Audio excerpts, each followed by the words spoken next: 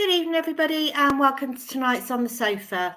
We're spoiling you this evening. We've got two gentlemen on. So, firstly, we will have Stuart Fleetwood, on from Supermarine manager, who we are playing on Saturday. And then we will have Niall Cooper from Fairgame on. So, let's bring Vic on. Hello, how are you? Hello. I'm good. So only two gentlemen. Do what? I'm only two gentlemen. I don't count then in that. Yeah, I meant only two guests. You're just part of the furniture. At least I remembered your name. I forgot Stuart's surname. So, well, you get what you get. So sorry. Yeah. Okay. Okay. So should we get Stuart on first? Yeah. Why not? Let's do that. There we go. Hi, Stuart. Hi, Stuart. Okay. Yeah. Good. Here. So I'm going to leave Vic with Stuart. They can talk all about the friendly on Saturday, which we will be sponsoring. So the official club, Supporters Club, will be match day sponsors for the friendly. So I will let you get to the... Thanks very much indeed, Chris, and thank you very much indeed for joining us, Stuart. It's a great pleasure to talk to you ahead of Saturday. How's close season been? Well, pretty good. You signed a 2-year deal. You signed about 16 or 17 players. You've been really busy. Yeah, it's as soon as the last game of the season sort of finished, it was down to work. It's my first sort of off season as a head coach, so my phone was constantly on charge because it was ringing off the hook all the time with players looking for places to come and train and everybody trying to get a shoe in ready for next season. So I'd like to say it was nice and relaxing 2 months, but it wasn't. It was very stressful. There was a lot of work going on behind the scenes, especially at the club, getting ready for obviously our first pre-season game against Wimbledon Town, which we're very excited about. But yeah, it was busy to say the least. So, but I'm glad it's nearing the end of it now.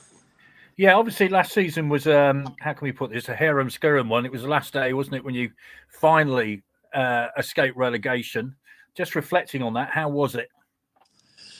Yeah, as first jobs go, it was quite stressful. I remember taking over I think it was the end of September, where the club had 1 point after I think it was 7 league games. We then went on to lose our first 2 games as well, so we were 1 point after 9. I don't think we picked up our first win until our 12th league game. So at that point, it was pretty done and dusted, doom and gloom. We managed to fight our way back. And we ended up with 49 points total in the 42 games.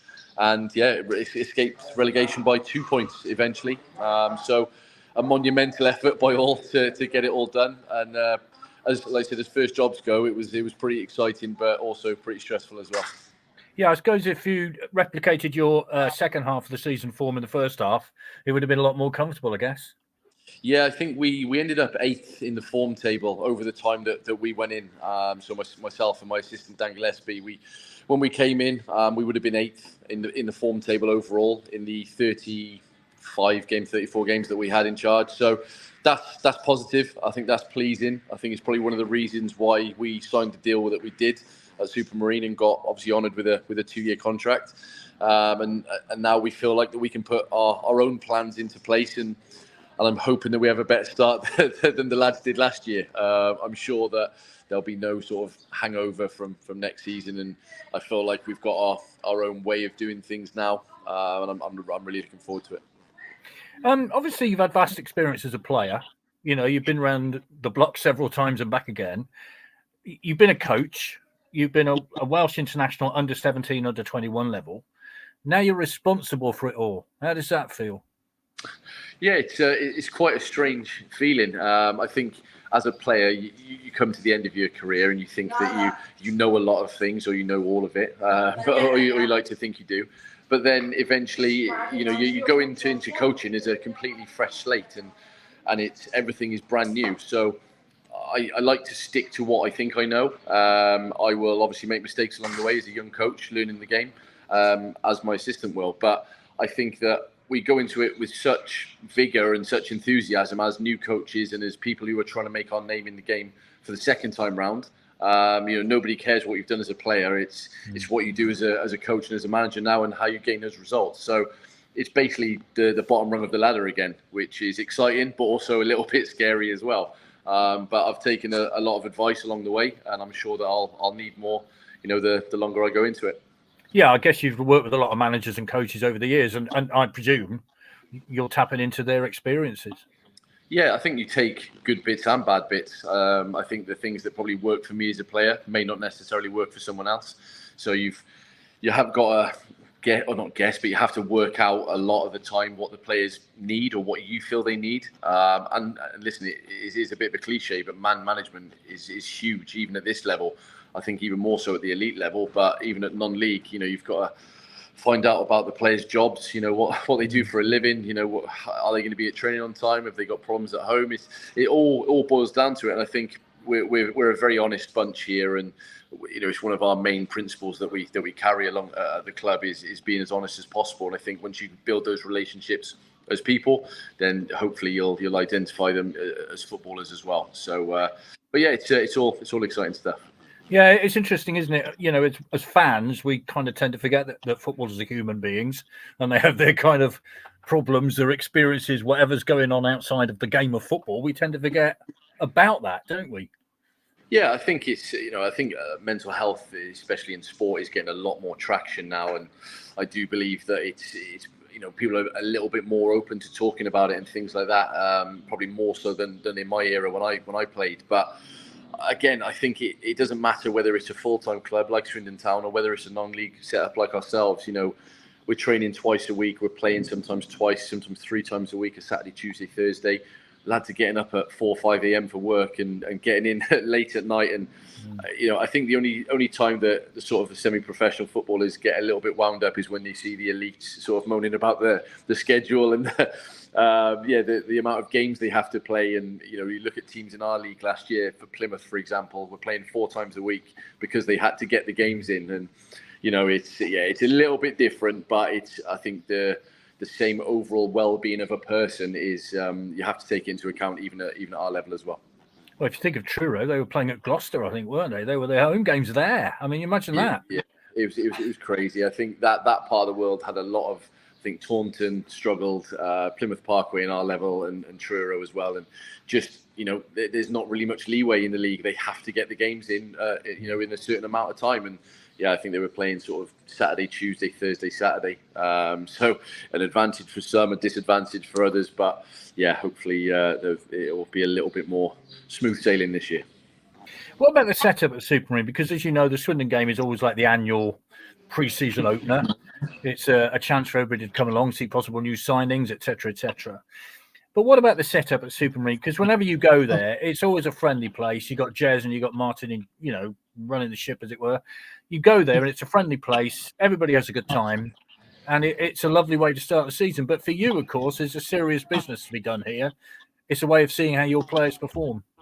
Yeah, I think it works both ways. I think we've got a great relationship with Swindon.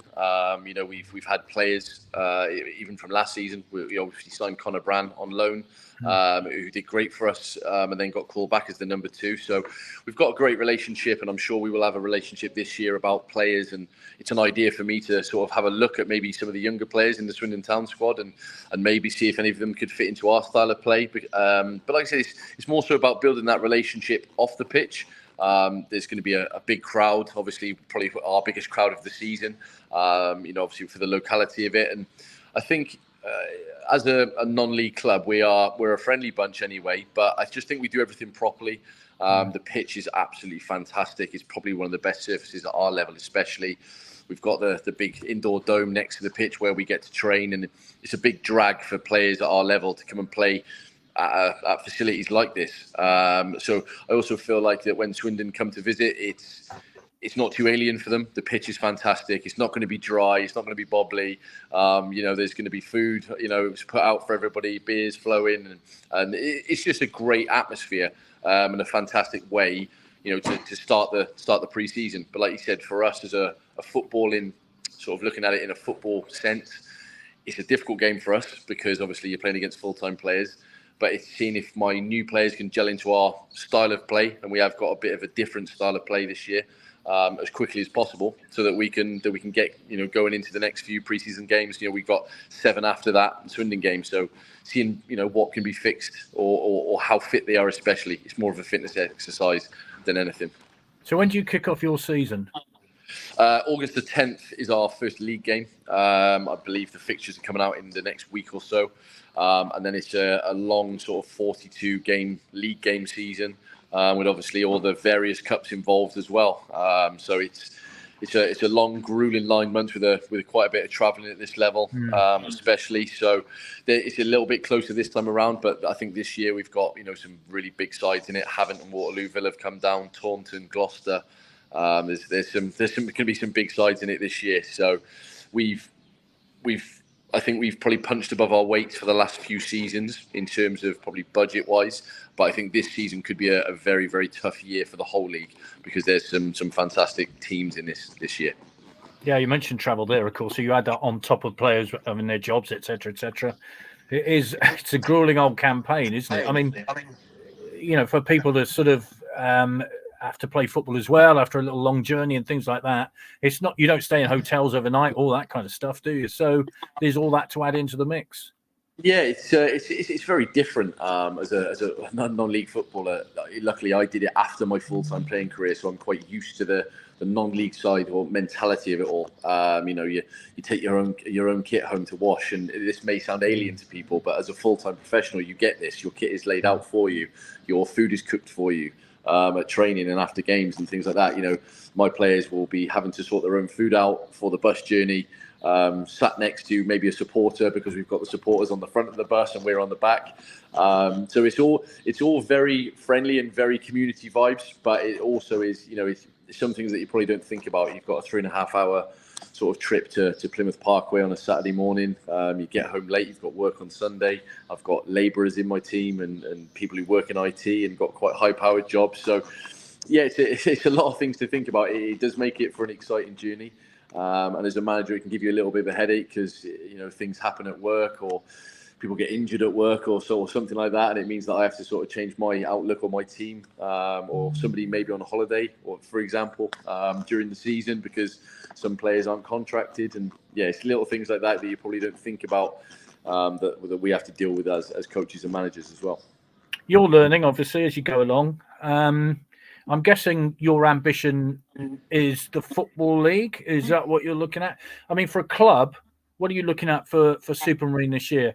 You flirted with relegation last term. You don't want to do that this year, clearly.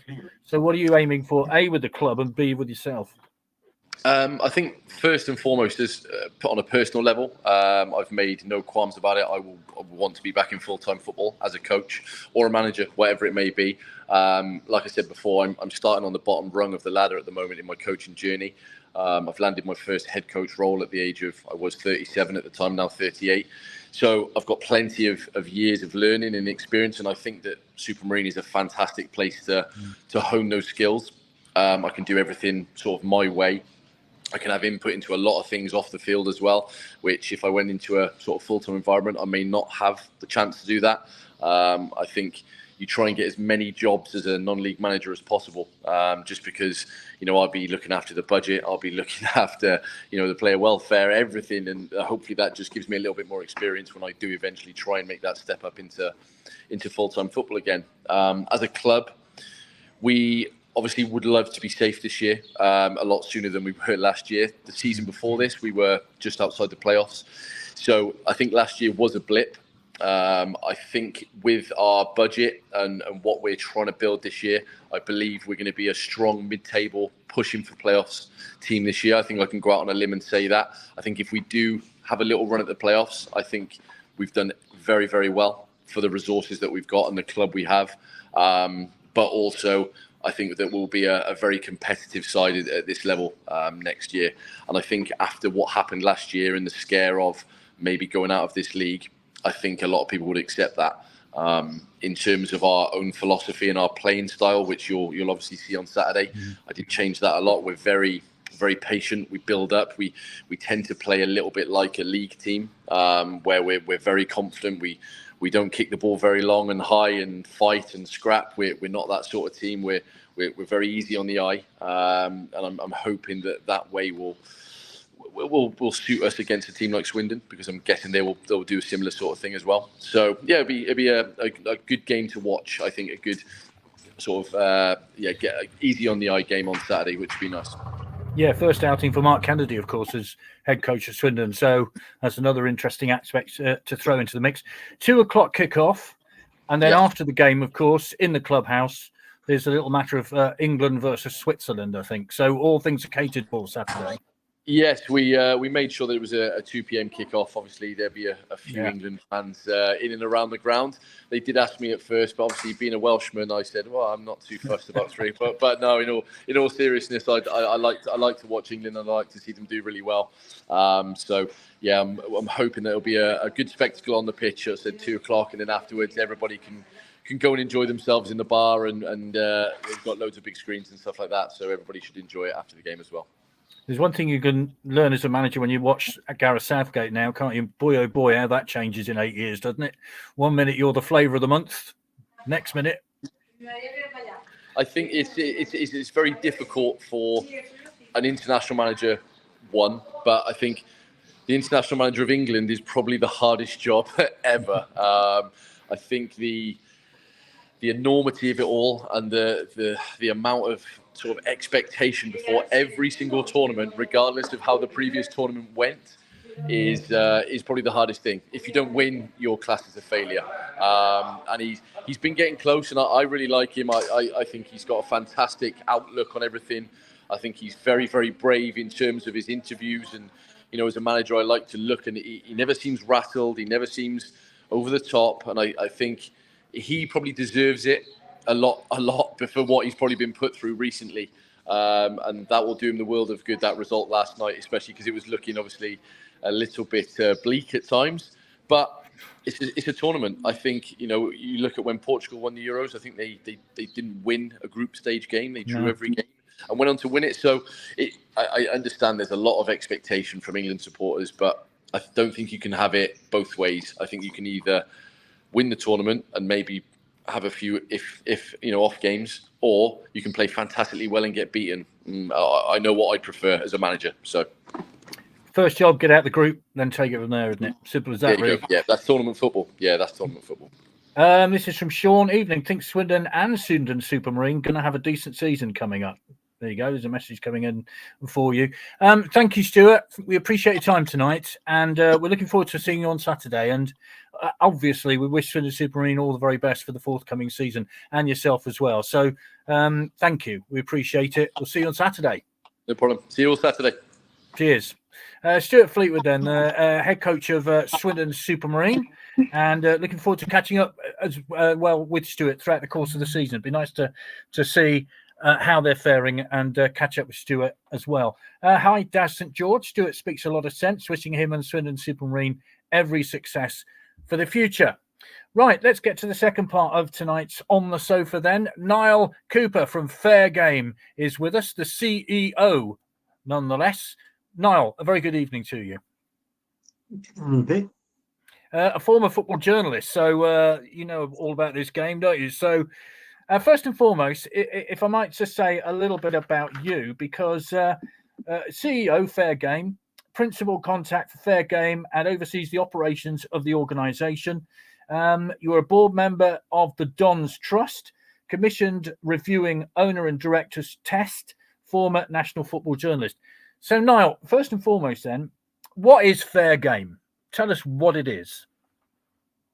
Fairgame is an organisation of 34 professional clubs campaigning to basically improve the way football's run. So our vision is really simple. We want a fairer future for football. So that basically we're trying to champion the good guys in the game and trying to make sure that the wealth within football is distributed down the pyramid and is used to incentivize and reward clubs to be run well. And that means being financially sustainable, which is, as football fans, we all know that that's not often the case. I mean, the average debt in League Two is around £2 million. So, that's obviously not financially sustainable. We need to look towards a way that we can make sure that wealth at the top end means that we encourage clubs to be, better run, really. And then also things about community engagement and fan engagement. We want to champion all of those things as well. And that's really where we operate. So, our clubs, they point to us and say, right, well, these are the problems in the game. When we go away and we work with universities and lecturers and experts and so on to develop solutions. And those solutions go back to our clubs who give it a bit of a realistic tint. And then we campaign and lobby to try and get those changes happening. We've had good success in Parliament. The football governance bill, we nearly got that across the line, and there were a lot of amendments being put down by Fairgame that I think really would have benefited the game as a whole. So there's a lot going on. I've kind of answered your question and some. So sorry, Vic.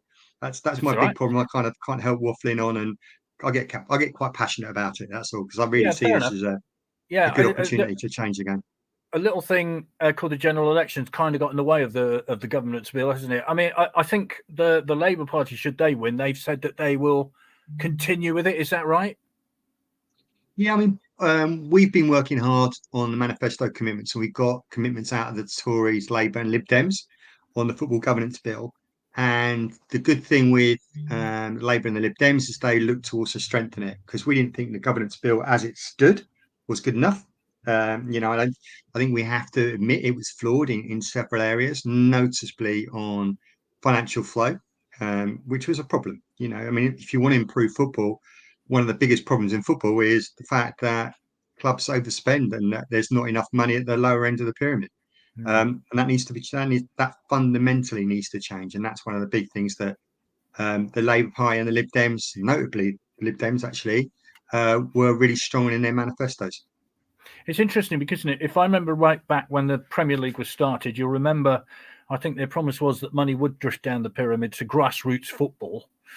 But of course, since then, we've had multi-millionaire owners come into the game and spend billions of pounds on footballers. Has that been a big failure from the Premier League, as far as you're concerned? It's a bit worse. It's worse than that, Vic, because if we've done massive analysis on the divide between divisions, and the gap between the Premier League and the Championship is got bigger and bigger. So it's not even like a consistent level. It's basically spiraling out of control. Then the gap between the Championship and League One, which nobody really talks about, is actually worse in terms of how proportionally it's getting wider.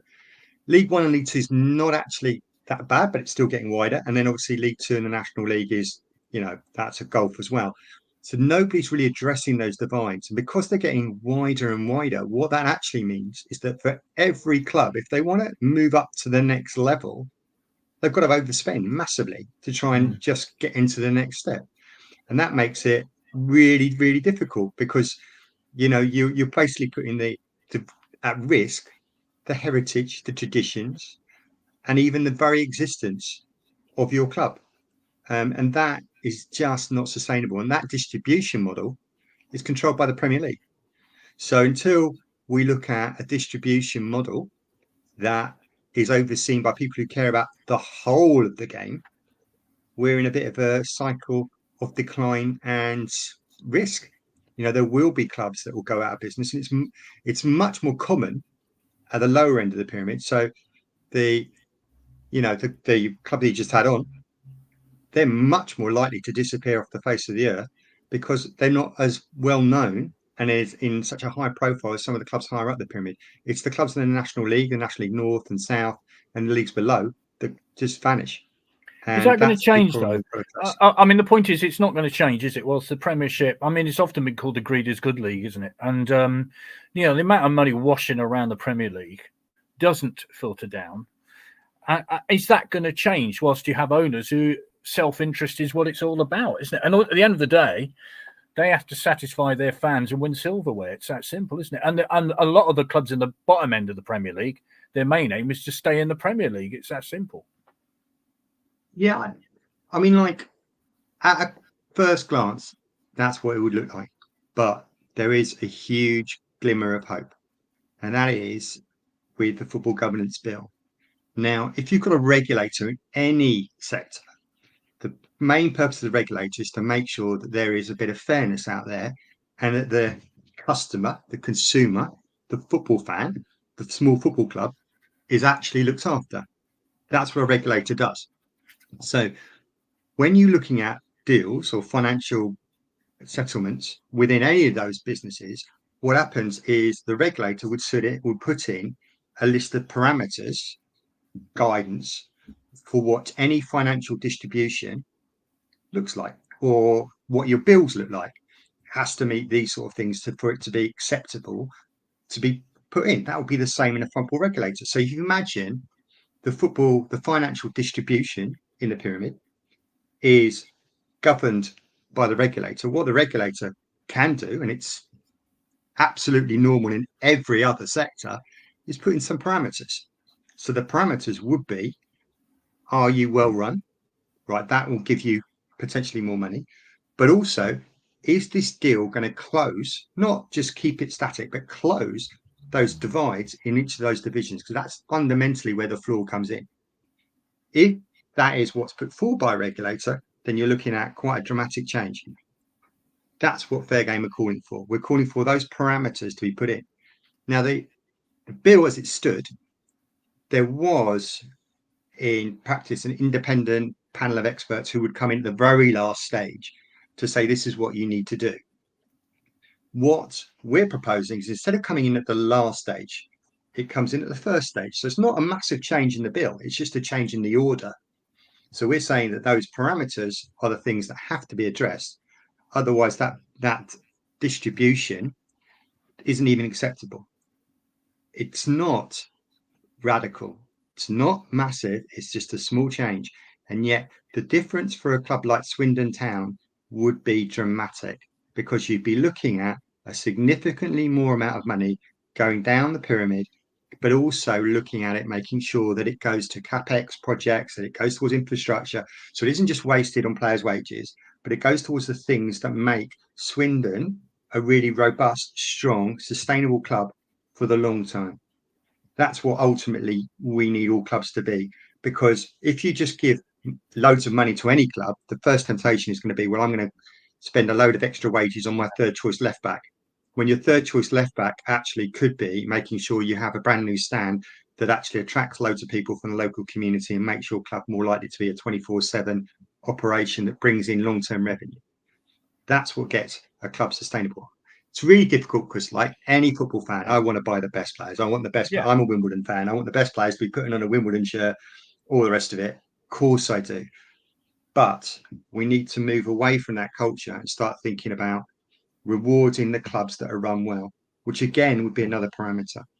So, and there will be also in this new regulator, the idea was that there's a state of game survey that happens every year. We'll judge how well run a football club is. Right. So well, we'll get onto one specific example a little later on, if you don't mind, because there are no problem at all. Yeah. One thing I wanted to bring up, though, was the new TV deal, of course, and we're seeing an example of that already. You know, where football fans will now find themselves travelling to one end of the country to the other at strange times of the day. Now, what's Fairgame's stance on this? Because, you know, our first game is away at Chesterfield on a Friday night at 8:00. We don't know what the rest of the kickoff times are yet. I know that I live near Exeter, but obviously follow Swindon home and away. And I know that Rotherham at Exeter on the opening day of the season with a 5:30 kickoff.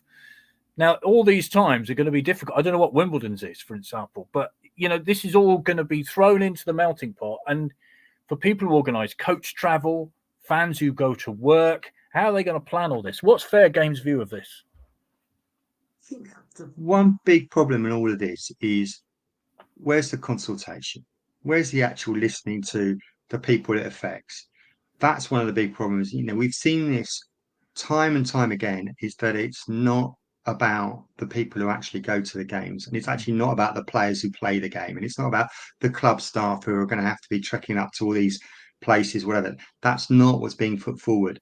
You know, we saw it with the FA Cup replays. The FA Cup replays was never even discussed at any level with clubs, let alone fans.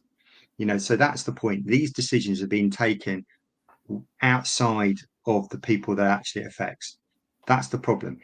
In my view, if there was proper consultation about quick-off times and the fans and the clubs were happy and we're changing the time, absolutely fine. But having a 8 o'clock kickoff on a Friday night, miles away, is not exactly the most sensible thing, particularly for lower league clubs. It's actually not does not make sense.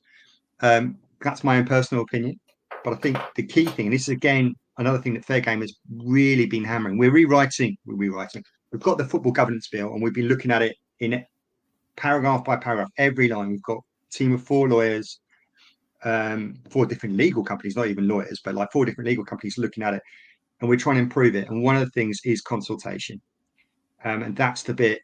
And it was so evident. It's not just the FA Cup replays. There's plenty of other examples where you have views and votes totally over, not even being paid attention to, and that needs to change, because it's supposed to be our game. It's not the game of the people who are at the top end, because most of it comes through from people well outside what you're deciding, and that's the problem. Because it's interesting, isn't it? During COVID, football's not the same without fans. Oh, by the way, you're playing at Barrow on a Sunday night at 8 o'clock. It's that kind of, once the fans are back in there, and it's all bets are off, and you're not really important anymore. It's interesting, isn't it? Yeah, I mean, Vic, one of the worst comments I've ever heard from like Fairgame, we're kind of the good clubs, hopefully. I've overheard, I won't name the club, but it's a championship club chairman who said football's a really easy game to run if it wasn't for the fans. Mm-hmm. That's the problem. You've got people like that who are running certain elements of our game. And until we start incentivizing and encourage clubs to be well run, you're going to have people like that are in the game for totally the wrong reasons. And that's a real shame. And that's why I think the direction of travel, Vic, at the moment, without change, it's getting worse. We've got all the evidence to show that. And who have you got, by the way, on the opening day? Who have you got on the opening day, and where? We got Colchester. It's not cold. Yeah, Colchester, and then we've got Bromley away, which I am dreading. I don't want. I live sort of not far from Bromley in sort of South London, and we got history with Bromley from the non-league days, and I'm not looking forward to that one at all. There you go. So, what time's your kickoff on that first one? Do you know? Do you know what? I haven't checked yet. I have a WhatsApp group, and I know we'd all go in uproar if it changed from anything from Saturday at 3. So it must be Saturday at 3 at the moment. Nobody, I say one WhatsApp group. I've got about 5 or 6 WhatsApp groups, like any football fan will have, with all these different people. Nobody said anything other than Saturday 3 at the moment. Okay. So it must be Saturday at 3. But we will have different kickoffs. Colchester are signing the ex-Swindon Town player Jack Payne.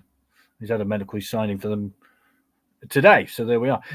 Questions come in. And it says, going back to what you were saying about the football governance bill and changing the way that the Premier League clubs, operate, would that be like a tax on the Premier League clubs?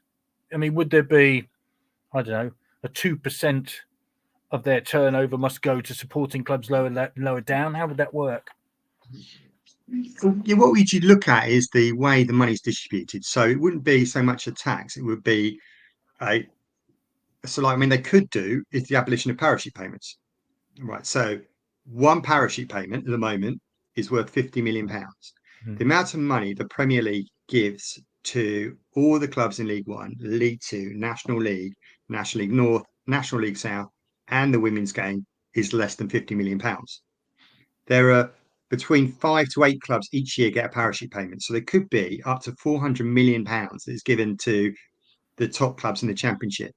That if that money was abolished and you didn't have parachute payments, that in its own, imagine that would be effectively for Swindon, you getting 8 times as much as you do now, without even changing the way the actual distribution model works, which is also flawed in terms of which divisions it goes to.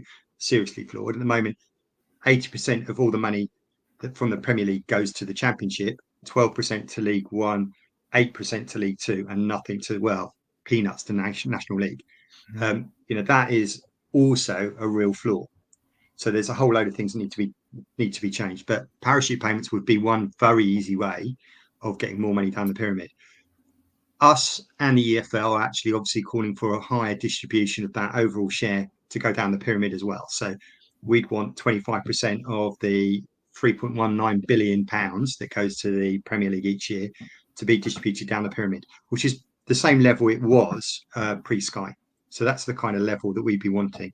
And even with that, that amount would still be comfortably more than the any other club, any other division, any other league in Europe receives.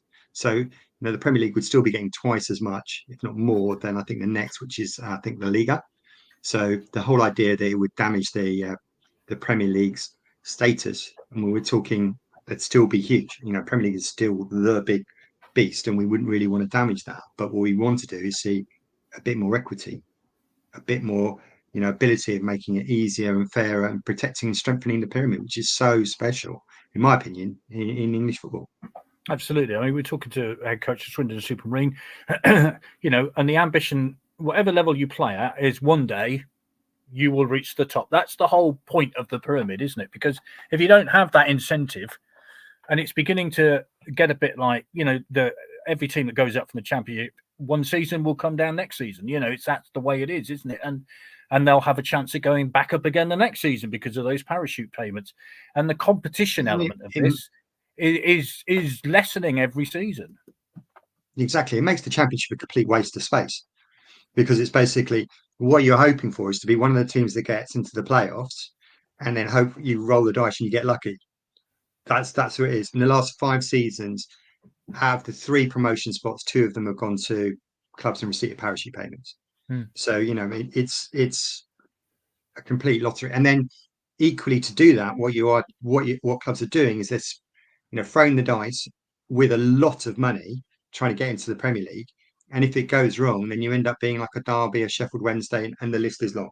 A Portsmouth, a Bolton, whatever, that have all struggled in recent years.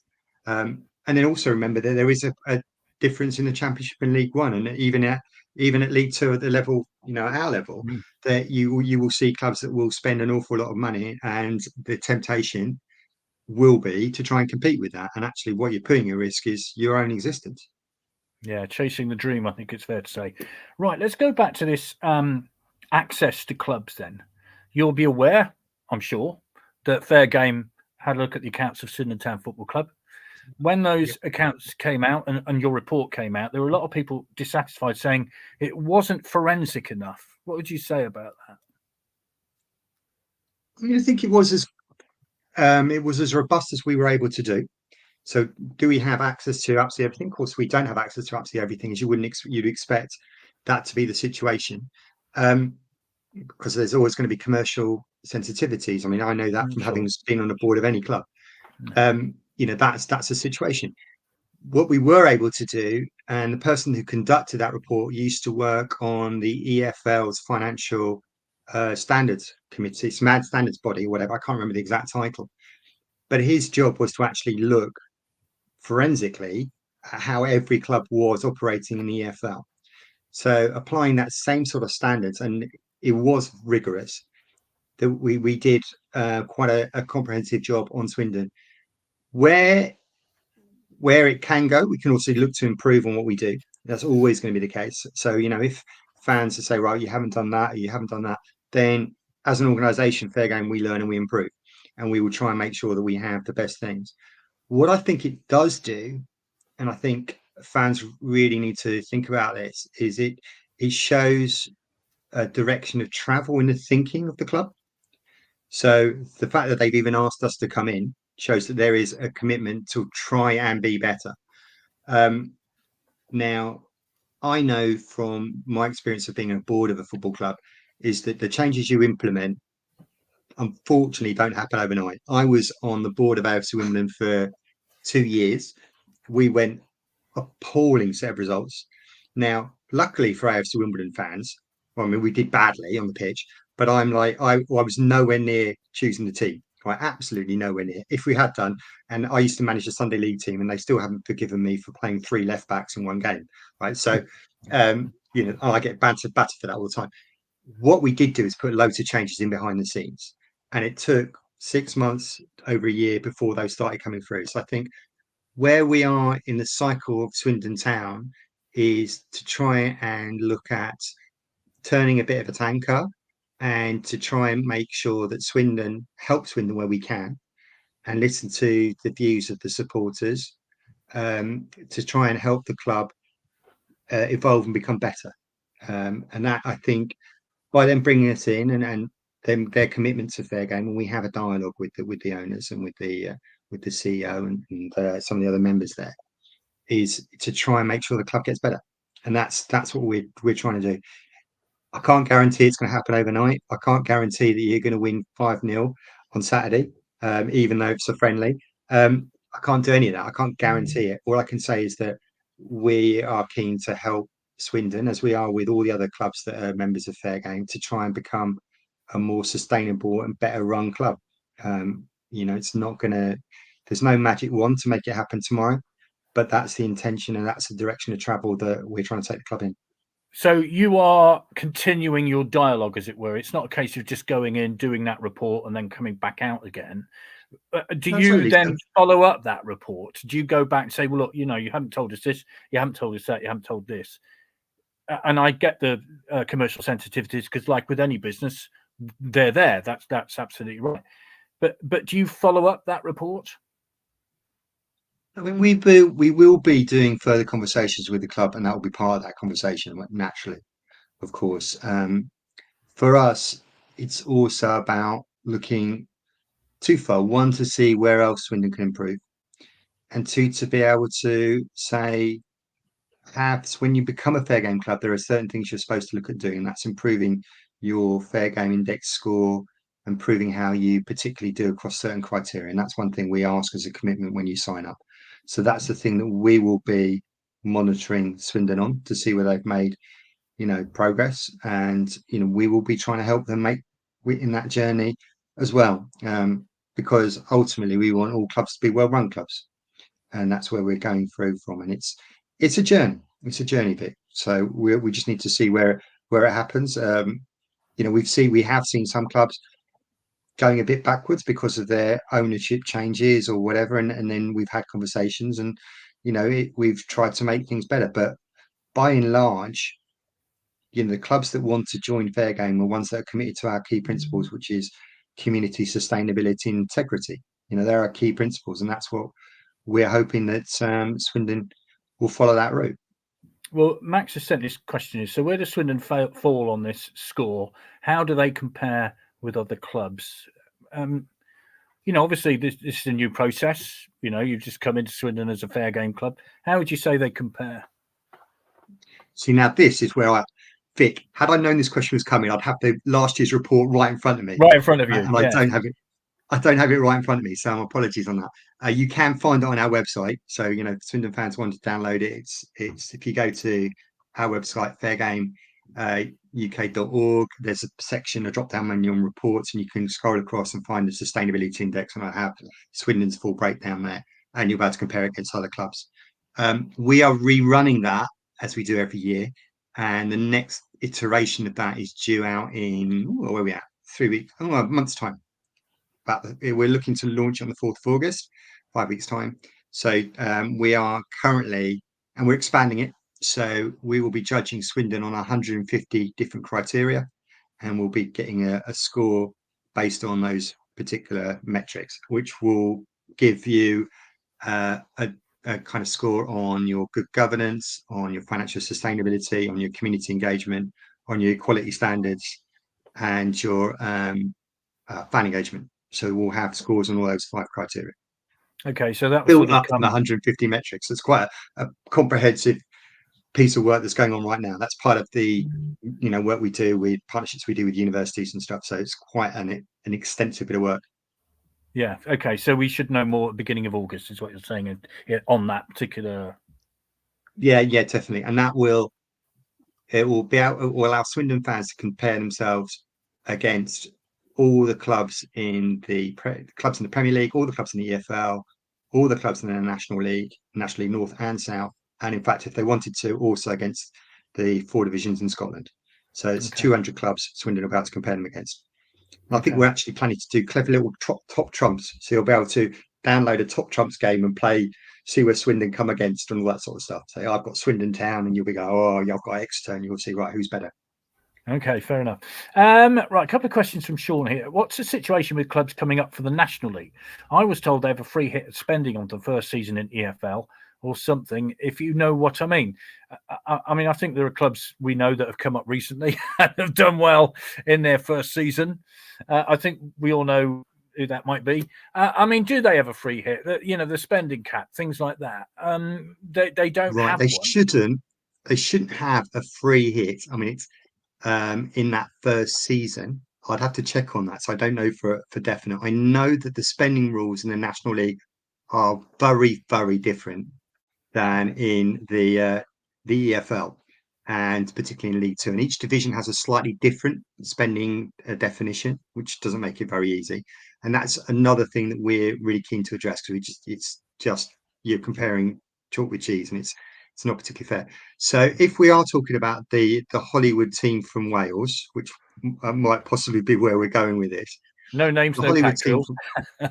yeah, okay, right. So if we're talking about Wrexham, then clearly they were able to massively spend in the National League, and they were allowed to get away with that because the National League rules are very, very different. Which is why you also saw them signing a load of players on long-term deals from League One clubs and so on, which was, ridiculous. But that's where the money comes in. I mean, Wrexham in the fair game scenario, they lose £9 million a year. So they would clearly fall quite heavily on not being financially sustainable. Because the idea of any financially sustainable club is, if your owner was to walk away tomorrow, can you pay the bills for the next 6 months to a year? If the answer is no, you are not a sustainable football club, technically insolvent. And that is the case with Wrexham. Wrexham are technically insolvent. So until that is overcome, then in the fair game eyes, that's a club that really shouldn't be getting any extra money from a distribution deal, because they're basically creating a kind of an unfair economic spending within that division. If they're willing to put extra money in, that's a club, and they're not financially sustainable, and they will get a poor score on a fair game index, and they are not a well-run football club, they shouldn't be being rewarded for it. Yeah, but if you ask any Wrexham fan right now, they're having a great time, aren't they? It's that simple. Yeah, of course they are. I mean, of course they are. Look, we're not saying that money shouldn't be invested into the club. We're just saying that you shouldn't be getting, therefore, extra money from a financial deal because you've already got people throwing loads of money in your club. Once you pass a certain threshold, which would be up to the independent regulator to define, then surely you shouldn't be getting any extra if your owner's throwing all that extra money in, because frankly, that's just adding to the inequality, which causes clubs to overspend to try and compete. Sure.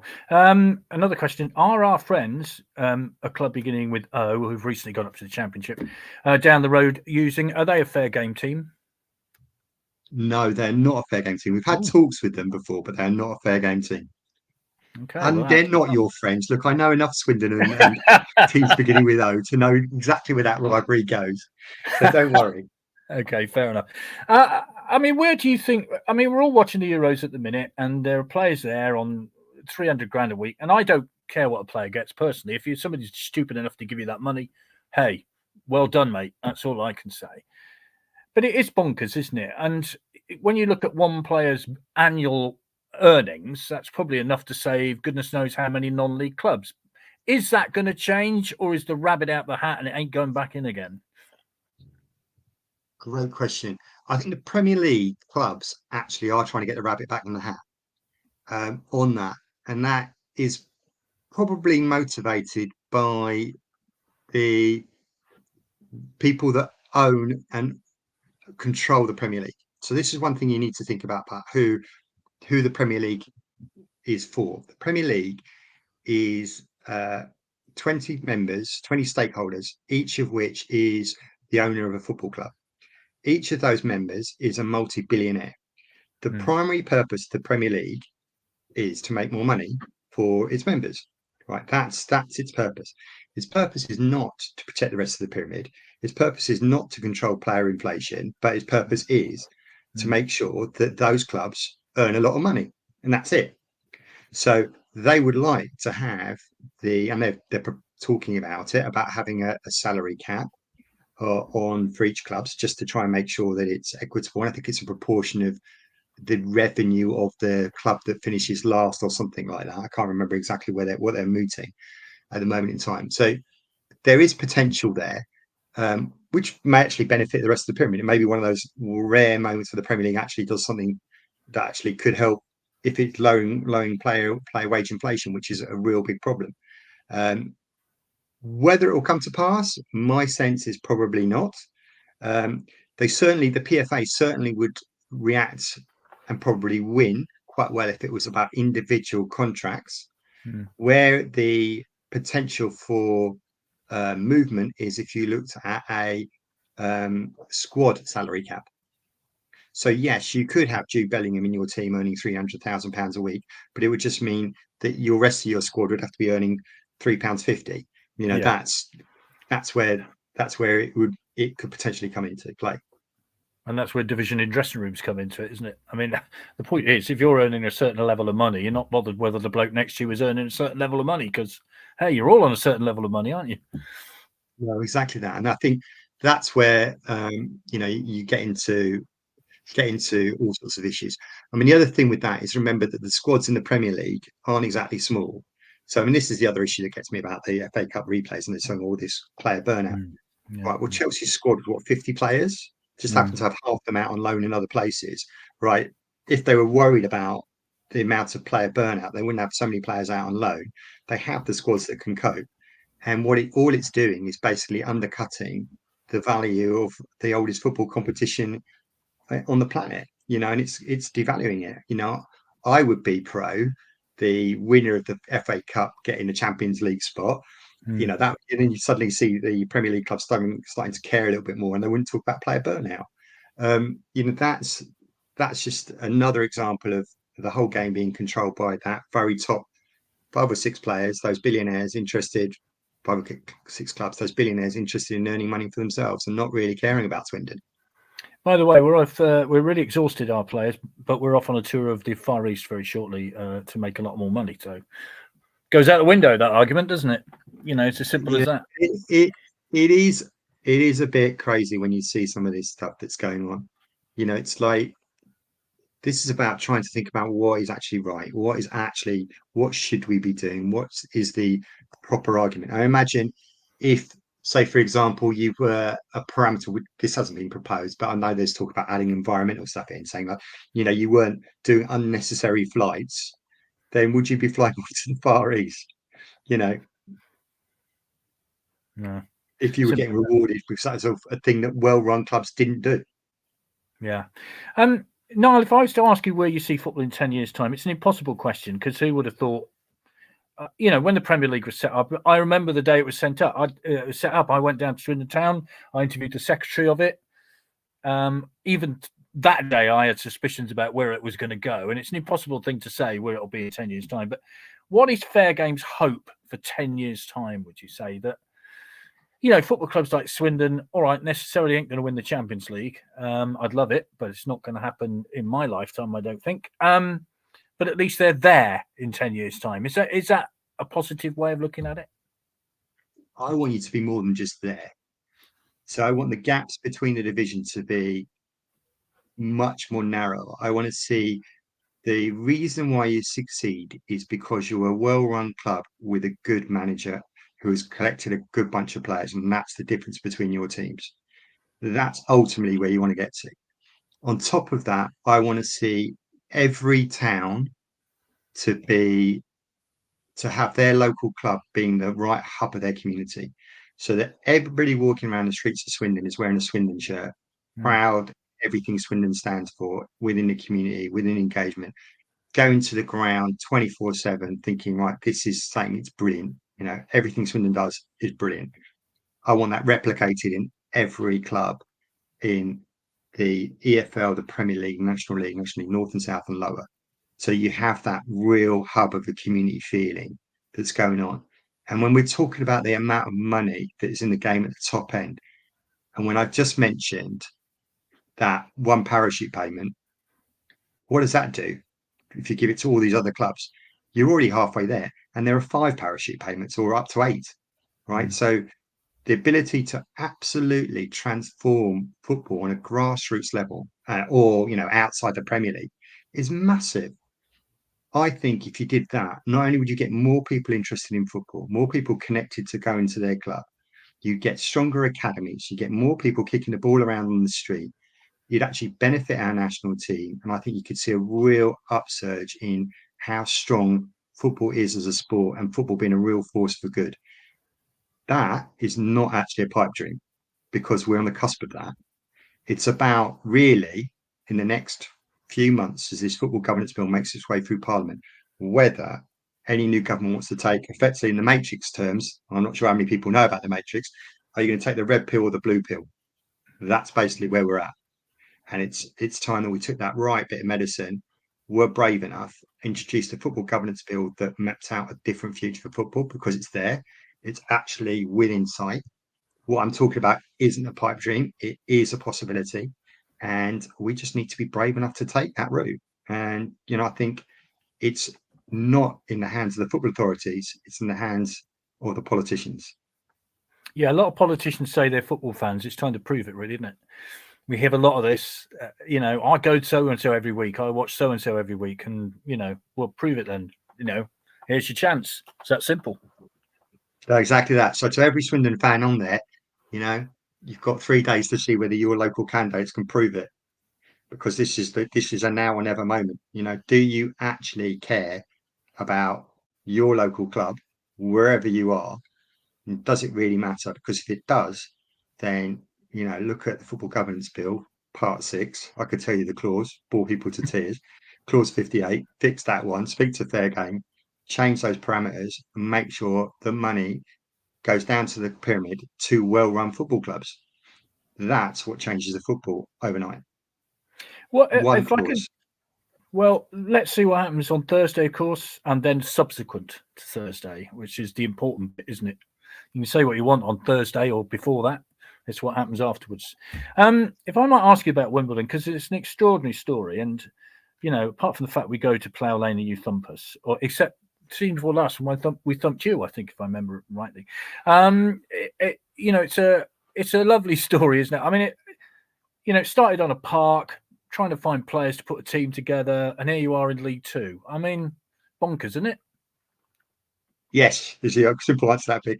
It is bonkers. I mean, the first time I served on the board, we were maybe 2 or 3 seasons in, and we were writing down what are your ambitions for the club, and we were like, with daydreamers and all the rest of it. And we were going, yeah, let's get ourselves back into the Football League was, I think, number 1 or 2 at the time. And then the third one was like, let's have our own football stadium back at Plough Lane. Right. So now remember at that time we were playing park football, and I mean in parks. They were like fences off, being fenced off in a local park, with the chairman of the opposing team having made 1,000 cheese rolls because they knew there were some fans coming along. That's the kind of level. And we had fans standing on straw bales so they could get a better view. It was really, I mean, I loved every moment, but it was, what were we, level 9, something like that. It was an amazing journey. But that was all about the injustices of football. That was all about, football fans being taken for advantage, people not really thinking what a football club can be, what it was meant to be. And, we went and fought that. And, you guys at Swindon have had your own problems throughout the years, as you well know. So it's like, it's about time that that whole attitude was changed, the whole kind of journey. And I've loved watching what AFC Wimbledon have achieved. And, I mean, for us, as much as you've got that club beginning with O, we've got the club beginning with M that we don't like to talk about. So, it's that situation for us. Our hope is to, get a bit further up the pyramid, but, ultimately make sure that the normal state of play is that Wimbledon, the club in Wimbledon, finishes above the club that nicked our league place. How pleased were you with that playoff semi-final, by the way, with Crawley? I guess you were quite pleased with that one, were you? Yeah, we're not massive fans of Crawley, but obviously, seeing a team like that lose, yeah, it's glorious. I mean, I think for us, we scored in the 92nd minute at home against them to beat them 1-0, which is probably it's up there with one of the highlights of the season.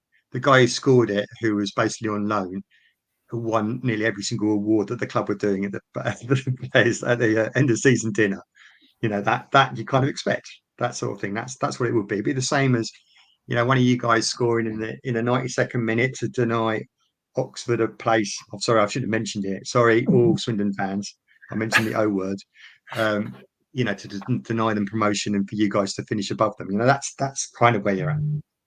Yeah. Well, there we go. And we wish you well, because it is a beautiful stadium, I have to say, and done a fabulous job. It used to be the old Speedway Stadium, if memory serves. Is that right? Is that the old Speedway Stadium where it's built on? Because that was in Plough Lane as well, wasn't it? Yeah, it is. And what I like most about the news, well, lots of things I like about the new stadium, is there's lots of kind of artwork, heritage, history stuff all around the stadium. So it's all about what the club stood for, what the journey is. So there's massive pictures about all the protests against the move, at the FA Cup history and all that stuff. So, but it's lots and lots of stuff is memories about the fans and what the fans achieved. And that's really in there. And there's also loads of stuff about the heritage of the Speedway track. So that's also around the ground. So one of the bars is called the Speedway Bar. There's like one of the famous Ronnie Moore or something, some Speedway rider. His bike is framed and up and display. There's a picture of a very famous greyhound dog. I'm going to fail all my greyhound history here. It's also on display. There's lots of stuff like that. It's all about the history and traditions and heritage of the club. And what I love most about the ground as well is when you're sitting in your seat and you're looking around and you know that every brick, every seat, every blade of grass is there because of the hard work and the blood, sweat and tears of Wimbledon fans. It's not some owner. It's not something else like that. It was us, but we built all of that. And that's something that makes it really special. You're not there as a guest of anyone else. You're there because of what your own history was. Yeah, fabulous. Well, it is a fantastic ground, and I'm involved with the museum at Swindon Town, and we've been very much talking to your people about the museum there, because that's through the club shop, isn't it? And they've done a fabulous job in putting the museum together. So wonderful stuff. And Sean says, do you know Terry Hall sells badges? Say hi when you see him next, if so. I walk past his little stand every single time I go to the ground. So yeah, I think when the old guard at Wimbledon, and I'm probably one of those. I mean, I've written a couple of books on the history of the club as well. The old guard there, we all kind of know each other, and I think that's one of the big things that was the difference between being a fan of a Premier League club and a fan of a lower league or a non-league football club. And the struggles we went through is that now so many people. There's so much more of a community feel than there ever was at the Premier League. You felt like you were just, at that time, 20 quid on the seat, and that's all it was. You didn't mean anything. You were just a guest. And when I've been to other Premier League matches, it feels a bit like being at the cinema. You're there to be entertained. You're not there as part of the heritage. And that's one thing that I miss. And I think when you go to, I'm sure Swindon fans will feel exactly the same. When you go into the ground, there's a passion, there's a connection. And that I think is one of the things that when I talk about, wanting my vision for the future of wanting every town to have that same passion, to have on that club shirt, and it really means something. I'm sure, Vic, you'd love it if everywhere was red. Walking on our home game and all the way through the town, and all the kids in the local schools were all like rooting for Swindon, and Swindon that's what it was about, real town identity. And I think that's possible. I really do. Well, the club are making great strides in terms of trying to put imagery around the ground. That's what we want to do as a museum. We want to make sure that the history and the heritage is preserved, because boy oh boy, since 1879 we've got a decent heritage. Why not talk about it? It's that simple. Daz says, well said, Niall. So there are a lot of positive comments coming in. We thank you very much for your time. I mean, it's a massive subject, and goodness me, we've only scratched the surface, really. We'll await early August to see how Swindon do compare in that league table. Even though our dear friends up the road, disappear then, Vic. I might like just disappear. I have no idea. I'm not part of the data team, so I haven't even had a sneaky look yet. So I should have done that as well. I should have asked to give me where Swindon are at. I don't know yet. What a shame we couldn't compare ourselves with our dear friends down the road. That would have been quite nice, really, in a way. Although we should say congratulations to them for last season. You shouldn't. No. Why? No. I hate myself for even thinking it. Oh yeah, Vic, I can never forgive you for that. That's the joy of football, isn't it? You know, everybody has their little rivalries and their little stuff where you kind of go, well, I don't really want to, whatever, and that's fine. That's part of the magic of it, you know. Yeah. Niall, thank you very much. It's been a great chatting to you, and no doubt if we can catch up with you again during the season, that'd be lovely. We'll no doubt see you when we get to Plough Lane anyway. So there you go. Yeah, I'd say that one thing about coming to Plough Lane, I can only talk to you before the game. I'm like that. Even when I was in the director's box, I hated being in the director's box. I used to say, I'm not going. I have to go sit somewhere else. I can be really friendly and pally with any opposing team until kickoff, and then that's it. You know, and we could be the bestest of friends ever. I will not be able to talk to you for that entire period. That's just there it is. I get it. And I'm in trouble because Dad says never congratulate that. No, I shouldn't have said that. So, Daz, I'm with you, Daz. Just saying, Daz out there. Didn't mean it. It was a slip of the tongue. I didn't mean it. You have to forgive him. Yeah. I'm not forgiven for even mentioning the name in full earlier on. So, you know, I know that. And Max, it would be good if a link for the index score stuff could be posted by the OSC. If Niall could supply this. Yeah, we'll sort it. We'll sort that. Yeah, we'll sort that out. Brilliant. Thank you very much, Niall. And I was just thinking when you said about that player for the M whatever team, we've got Tom Broadbent for us because he scored a goal against Oxford. I said it now. He will always be a hero. Myself for this. I should have brought it upon you all. I'm really sorry. all your listeners, everybody tuning in, I'm sorry that it even came up. I just want you to know that in our mind, for Wimbledon fans, we just call the other team, not your own team, just call them franchise, and that's probably the nicest phrase that we can give them. But you know, yeah, somebody said Poxford is what we could call them. So that's it. So brilliant. Thank you very much, Niall. It's been an absolute pleasure and so interesting. As you said, we will put the link up. I think James has already put it up on there, so we'll put it onto the screen and put it onto our socials as well. But thank you very much. Right, everybody, thank you very much for watching. I hope you've enjoyed it tonight. We will see you at Supermarine if you are going on Saturday. See as many of you there as possible. As I say, the OSC are the main match sponsors there on Saturday, so we will see as many of you there as not. If not, we will be back on Monday. We're just doing some negotiations with guests at the moment, but we will be back on Monday. So take care, everybody, and see you soon. Cheers.